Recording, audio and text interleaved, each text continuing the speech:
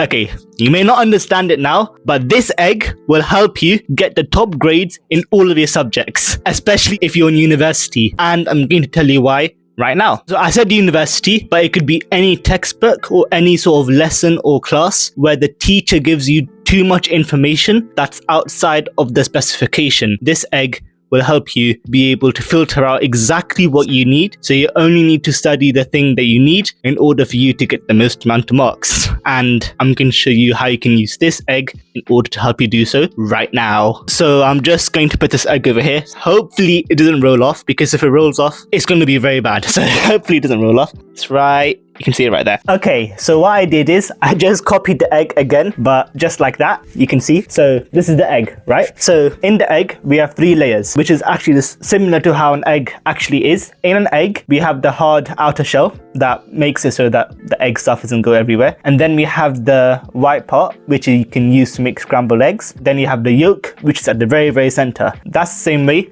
that we have it over here. So you have the hard outer shell, which is probably not to scale because that's very, very big. So you have the hard outer shell, and you have the white part, and then you have the yolk right in the middle. I think the yolk it's all out of proportion, but you get what I mean. So we're gonna roll with it. Stay there. This whole entire egg represents everything that you've been taught in a classroom, in a textbook, in a lecture hall, everything. Most of the information that you will be taught will not come up in an exam, so you don't need to learn everything. Now, this blue part is going to be stuff that is more likely to come up in exams, so you may need to learn it. And then this black part, the yolk, is stuff that is definitely going to come up in exams. Topics that have been taught every single year, day in, day out. Like every single exam paper includes these sort of topics. So now, how does this help us? Well, let's think about it. You have to have a brainstorming session thinking about what are all the yolky parts of the topic that I'm trying to learn. What's all the key information that I need to know? Don't think about learning a summary of everything. Think about instead learning the key information in depth, because what you can do, you can either learn like broadly, so learn a bit of everything, or you can learn in depth, only learn the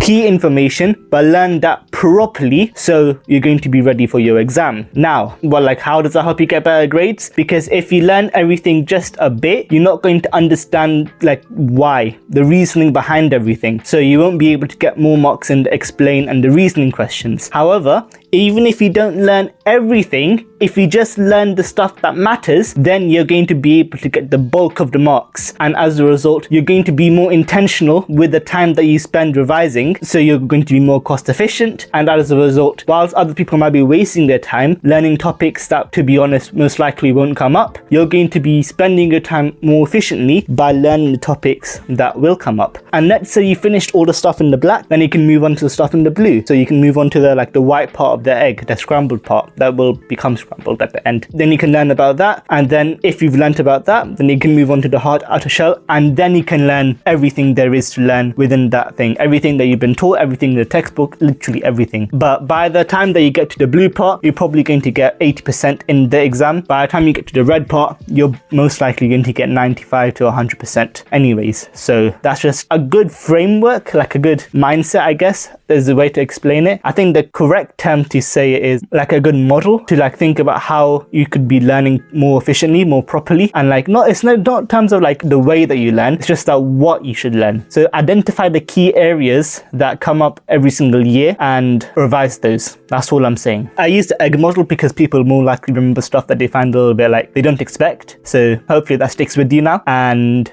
yeah, that's about it. I'll see you in the next video. Bye.